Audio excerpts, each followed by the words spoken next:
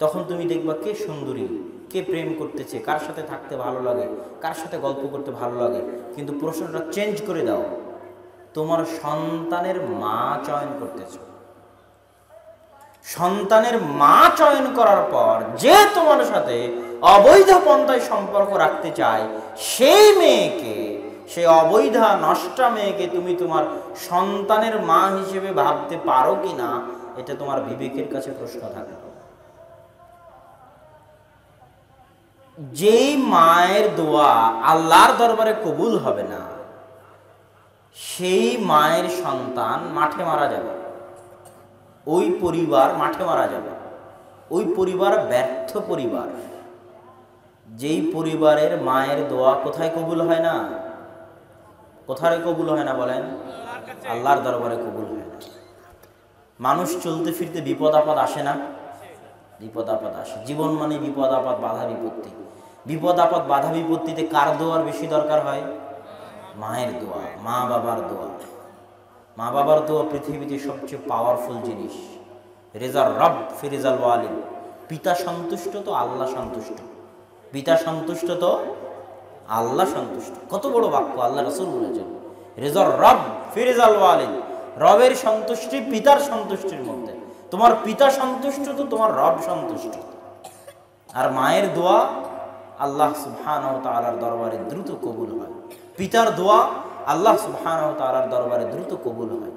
তো যে মা পবিত্র নয়, যে মা অবৈধ সম্পর্কে থাকে, সেই মায়ের দোয়া কি আল্লাহর দরবারে কবুল হতে পারে? পারে না। এটা হাদিসে স্পষ্ট বলা আছে। প্রত্যেক তার দোয়া কবুল হয় না যে অবৈধ সম্পর্কের মধ্যে থাকে, তাদের দোয়া কবুল হয় না। তাহলে এমন একজন মাকে আপনি চয়ন করলেন যে আপনার ছেলের বিপদে আপনার ছেলের জন্য দোয়া করতে পারে না, জায়নামাজ বিছিয়ে, আপনার বিপদে আপনার জন্য দোয়া করতে পারে না। তাহলে আপনি কি পরিবার বানাবেন? কিসের আদর্শ পরিবার বানাবেন? কিসের কল্যাণকর পরিবার বানাবেন? এই পরিবার তো মাঠে মারা গেছে, ধ্বংস হয়ে গেছে।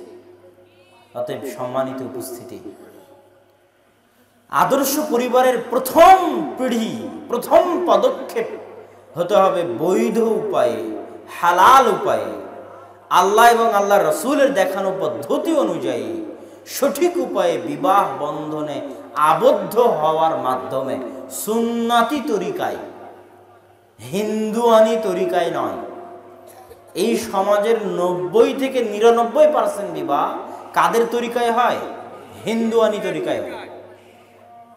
আমরা চারিদিকে হিন্দু বেষ্টিত, বহুদিন হিন্দুদের সাথে থেকেছি। তো হিন্দুদের এমন কোনো কৃষ্টি কালচার নাই যেটা আমাদের মধ্যে প্রবেশ করেনি, সব কিছু প্রবেশ করে গেছে। দিন যত যাবে আরো প্রবেশ করবে।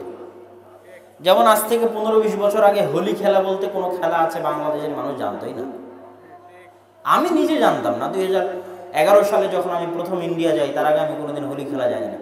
ইন্ডিয়া গিয়ে দীপাবলির দিন বানারসে যখন হোলি খেলা চলতেছে, তখন বুঝলাম এই দেশের মানুষের একটা আনন্দের দিন আছে, যেটা হচ্ছে হোলি খেলার দিন। ইন্ডিয়া পড়াশোনা শেষ করে, মদিনা পড়াশোনা শেষ করে দেশে আসি, তো শুনতে পাই ঢাকা, বাংলাদেশেও নাকি এখন হোলি খেলা হয়। তো যত দিন যাবে আরও অনেক সংস্কৃতি আছে যেগুলো আমি ইন্ডিয়ার মাটিতে দেখেছি, ওগুলো বাংলাদেশে প্রবেশ করবে। রাসূল সাল্লাল্লাহু আলাইহি ওয়াসাল্লাম বলেছেন, আমার একটা উম্মত, একটা কওম, একটা জাতি মুশরিকদের সাথে মিলিত হয়ে যাবে আদর্শে, সংস্কৃতিতে, চলন ফিরনে। তো ওই হাদিসের সবচেয়ে বড় আশঙ্কা বাংলাদেশের উপরই আছে। তো যেহেতু হিন্দুয়ানি সংস্কৃতির মধ্যে আমরা বড় হয়েছি, এই জন্য আমাদের বিবাহে কাদের সংস্কৃতি চলে? হিন্দুদের সংস্কৃতি চলে। অথচ বিবাহ বাস্তবায়ন হতে হবে মুহাম্মদ সাল্লাল্লাহু আলাইহি ওয়াসাল্লামের সুন্নতি তরিকায়। আল্লাহ রাসূলের সুন্নতি তরিকা কি? আল্লাহ রাসূলের বিবাহে অত খরচ ছিল না, বিবাহ ছিল অনেক সহজ। পৃথিবীর সবচেয়ে সহজ কাজ বিবাহ, পৃথিবীর সবচেয়ে সহজ কাজ আল্লাহ রাসূলের যুগে বিবাহ। আর আজকের যুগে সবচেয়ে কঠিন কাজ কোনটা? বিবাহ করা সবচেয়ে কঠিন কাজ। একটা করা যেমন কঠিন, তার চেয়ে বড় কঠিন দ্বিতীয়, তৃতীয়, চতুর্থ বিবাহ। কঠিন না? কিন্তু প্রথম বিবাহ করার পর যদি 100টা পরকীয়া করে, ওটা সহজ, ওটা সমাজে দর্শনীয় ত্রুটিযুক্ত নয়। কিন্তু দ্বিতীয় তৃতীয় বিবাহ করলে সমাজে দূষণীয় ত্রুটিযুক্ত। ওই জন্য আমি আমার বহু বক্তব্যে বলেছি যে সরকার বাল্য বিবাহ বন্ধ করতে চায়, কিন্তু এই পার্কগুলোতে, লাউয়াছড়া উদ্যানগুলোতে আর মাধবকুণ্ডতে যে বাল্য প্রেম চলতেছে ওটা সরকার চোখে পড়ে না, সরকার দেখে না, সরকারের এমপি মন্ত্রী ওসি টিউনও দেখে না। আমি কত বছর বয়সে বিবাহ করব এটা তোমাকে কে ঠিক করতে বলেছে? আমি কি গোলাম? আমি কি দাস? আমার কি ব্যক্তিগত স্বাধীনতা নাই? এটা কিন্তু মানুষের মানবাধিকারের লঙ্ঘন। ইসলাম এমন এক ধর্ম যে মানুষের মানবাধিকার সবচেয়ে বেশি প্রতিষ্ঠিত, সুপ্রতিষ্ঠিত সবচেয়ে বেশি ইসলামে। আরে কত বছর বয়সে বিবাহ করবো এটা তুমি ঠিক করার কে? আমি কয়টা সন্তান নিব এটা তুমি ঠিক করার কে? সন্তান কি তুমি দাও? সন্তান কি তোমার বাপের খায়? তুমি কি সন্তান দাও? সন্তান কে দেয়? আল্লাহ সুবহানাহু ওয়া তাআলা দেয়। তা আমার কয়টা সন্তান হবে এটা তুমি ঠিক করার কে? আমি কত বছর বয়সে বিবাহ করবো এটা তুমি ঠিক করার কে? এর নাম দাসত্ব, এর নাম গোলামি। এটা আমার ব্যক্তিগত স্বাধীনতা। তাহলে আজকে আপনি বাল্য বিবাহ বন্ধ করে দিবেন। বিবাহ কঠিন, বিবাহ অনেক বড় গুনাহ, কিন্তু বাল্য প্রেম চলতেছে, এইটা আপনার দৃষ্টিতে কোনো সমস্যা নয়। এই হলো আজকের সমাজের অবস্থা। রাসূল সাল্লাল্লাহু আলাইহি ওয়াসাল্লামের যুগে বিবাহ এত সহজ ছিল। আল্লাহ রাসূলের সাহাবী বিবাহ করেছে, আল্লাহ রাসূল জানেনই না। রাসূল সাল্লাল্লাহু আলাইহি ওয়াসাল্লামের দরবারে আসছে, গায়ে হলুদ রং লেগে আছে। আল্লাহ, কি ব্যাপার, তোমার গায়ে হলুদ রং কেন? আল্লাহ রাসূল বিবাহ করেছে। কেমন মেয়েকে বিবাহ করেছো? তো বলে আল্লাহ রাসূল এইরকম। তো বলে তুমি অল্প বয়সী মেয়েকে বিবাহ করতে, সে তোমার সাথে খেলতো, তুমি তার সাথে খেলতে। তো তিনি বিবাহ করেছেন, রাসূল সাল্লাল্লাহু আলাইহি ওয়াসাল্লাম জানেন না। এত সহজ ছিল বিবাহ। আল্লাহ রাসূলের দরবারে একজন ব্যক্তি আসলো, একজন মেয়ে আসলো। আল্লাহ রাসূল বলেন, এমন কি কেউ আছে যে এই মেয়েকে বিবাহ করবে? তখন একজন দাঁড়ালো, হ্যাঁ আল্লাহ রাসূল, আমি বিবাহ করব। তোমার কাছে কি আছে মোহর স্বরূপ? এই সেই করতে করতে কিছুই নাই। তখন কিছু কোরআনের আয়াত জানতো, কোরআনের আয়াতের বিনিময়ে আল্লাহ রাসূল বিবাহ করিয়ে দিলেন। আল্লাহু আকবার। তাহলে কত সহজ বিবাহ, মুহূর্তে বিবাহ হয়ে গেল, তাৎক্ষণিক বৈঠকে বিবাহ হয়ে গেল। আর এখন আনুষ্ঠানিকতা দিয়ে, এই সেই দিয়ে একটা বিবাহকে বংশমর্যাদা, আত্মমর্যাদা, বংশের নাম, হ্যান ত্যান দিয়ে একটা বিবাহকে নষ্ট করে দেওয়া হয়েছে, কঠিন করে দেওয়া হয়েছে। এবং পুরো বিবাহে সবচেয়ে বড় যেটা কটু জিনিস, সেটা হচ্ছে শ্বশুর বাড়ির উপর অত্যাচার, মেয়ের পিতার উপর অত্যাচার। মেয়ের পিতা স্বীকার করুক আর না করুক, মন খুলে দিক চাহে মনে কষ্ট রেখে দিক, সমাজ মেয়ের পিতার উপর অত্যাচার করে। সামাজিক নিয়ম কানুন মেয়ের পিতার উপর অত্যাচার করে।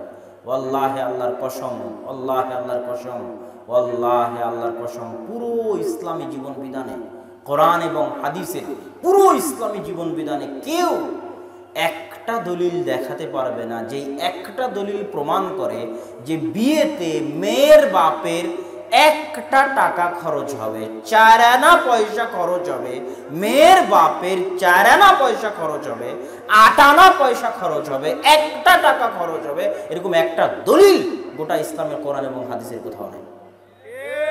একটা দলিল যে মেয়ের বাপ 4 আনা খরচ করবে, 4 আনা।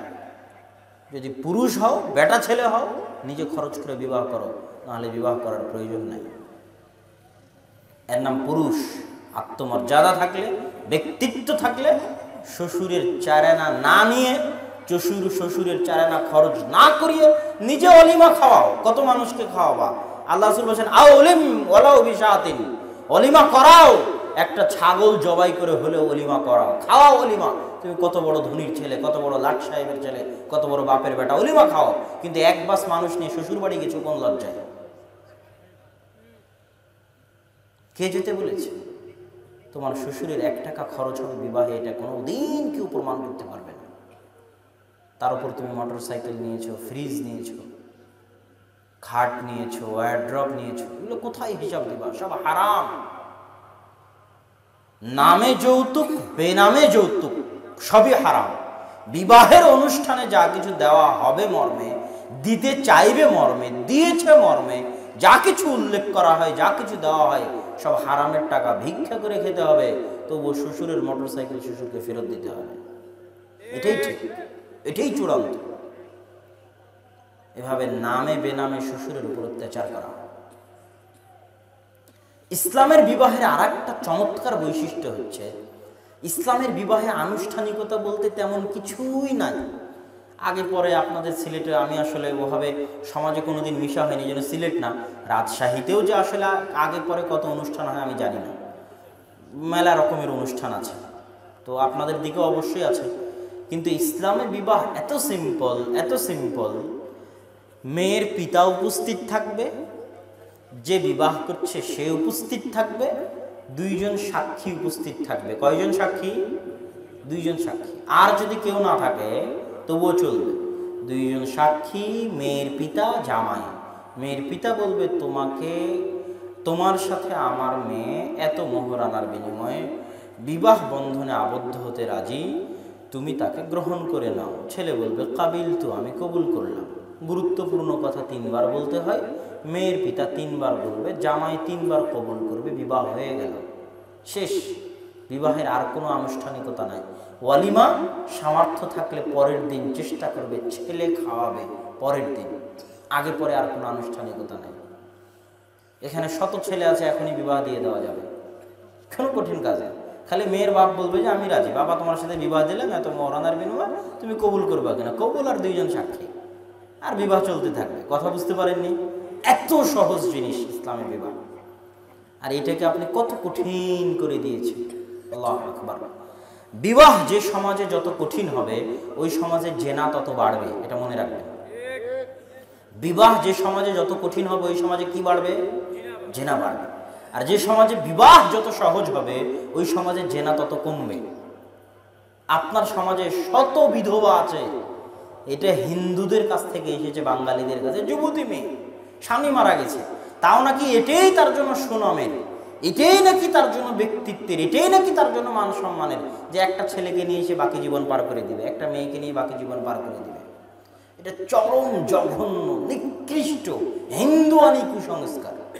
রাসূল সাল্লাল্লাহু আলাইহি ওয়াসাল্লামের নিজেরই কয়েকজন স্ত্রী ছিল বিধবা। উম্মে সালামা ছিলেন বিধবা, খাদিজা রাদিয়াল্লাহু তাআলা আনহা ছিলেন বিধবা। রাসূল সাল্লাল্লাহু আলাইহি ওয়াসাল্লাম সাহাবীদের উৎসাহিত করতেন বিধবাদের বিবাহ করার জন্য। কেননা সমাজে কোনো মেয়ে অবিবাহিত অবস্থায় যদি থাকে, ওই একটা মেয়েই সমাজে জেনার কালচার চালু করবে, ওই একটা মেয়েই সমাজের পবিত্রতাকে নষ্ট করবে। এই জন্য সমাজে বিবাহকে সহজ করতে হবে, আরো সহজ, আরো বেশি, আরো অতিরিক্ত বিবাহকে সহজ করে দিতে হবে। বিবাহের আনুষ্ঠানিকতা বন্ধ করে দিতে হবে। বিবাহ হতে হবে সম্পূর্ণ সুন্নাত পদ্ধতিতে মসজিদে। কত কমিউনিটি সেন্টারে গিয়ে বেপর্দা, বেহায়াপনা, বেলিল্লাপনা করে পুরো বিবাহের মতো একটা ইবাদতকে, দিস ইজ ইবাদত, খেলতামাশা নয় যে আপনি গান বাজনা করে, মুভি সিনেমা দিয়ে আর বেপর্দা নারী দিয়ে কমিউনিটি সেন্টারে গিয়ে আপনার এই বিবাহের পবিত্রতাকে নষ্ট করবেন। কিসের আদর্শ পরিবার হবে আপনার, বলেন? যেই বিবাহেই জেনার কালচার লালন করা হচ্ছে, যেই বিবাহে বরের গায়ে হলুদ দিয়ে দিচ্ছে তার ভাবি, বরের গায়ে হলুদ দিয়ে দিচ্ছে তার খালাতো বোন, সেই বিবাহে কিভাবে, কেমনে ওই বিবাহে বরকত আসতে পারে? যেই বিবাহের কমিউনিটি সেন্টারে বেপর্দা, বেহায়াপনা, বেলেল্লাপনায় ভর্তি, গান বাজনা সিডি মুভিতে না দিলে, না বাজালে হিন্দি গান বিবাহ নাকি হয় না ছেলের, ওই বিবাহ তো তার কাছে আসলে, ও এখনো বুঝে না পিতা হওয়ার গুরুত্ব, ও এখনো বুঝে না সন্তানের গুরুত্ব, ও এটাকে খেলতামাশা মনে করেছে। ওর বিবাহে বরকত থাকবে না। বিবাহে বরকত না থাকলে পরিবার আদর্শ হবে না। সুতরাং যুবক, আদর্শ পরিবারের মূল ভিত্তি, মূল দায়িত্ব হচ্ছে বিবাহকে অবৈধ পন্থায়, মানে অবৈধ সম্পর্ক, প্রেম প্রীতির মাধ্যমে নয়, বৈধ পন্থায় বিবাহের যাবতীয় অন্যায় আনুষ্ঠানিকতা থেকে মুক্ত হয়ে সিম্পলভাবে মসজিদে, কমিউনিটি সেন্টারে বেপর্দা, বেহাই, বেলেল্লাপনার আশ্রয় দিয়ে নয়, গান বাজনা সিডি মুভি বাজিয়ে নয়, সাধারণভাবে সিম্পলভাবে বিবাহ করে, সুন্নাত পদ্ধতিতে বিবাহ করে পরের দিন মানুষজনকে খাওয়াতে হবে। এইভাবে যদি বিবাহ হয়, এই বিবাহে দোয়া পাওয়া যাবে, আল্লাহ এবং আল্লাহর রাসূলের পক্ষ থেকে, আল্লাহ সুবহানাহু ওয়া তাআলার পক্ষ থেকে বরকত বর্ষিত হবে এই দম্পতির উপর।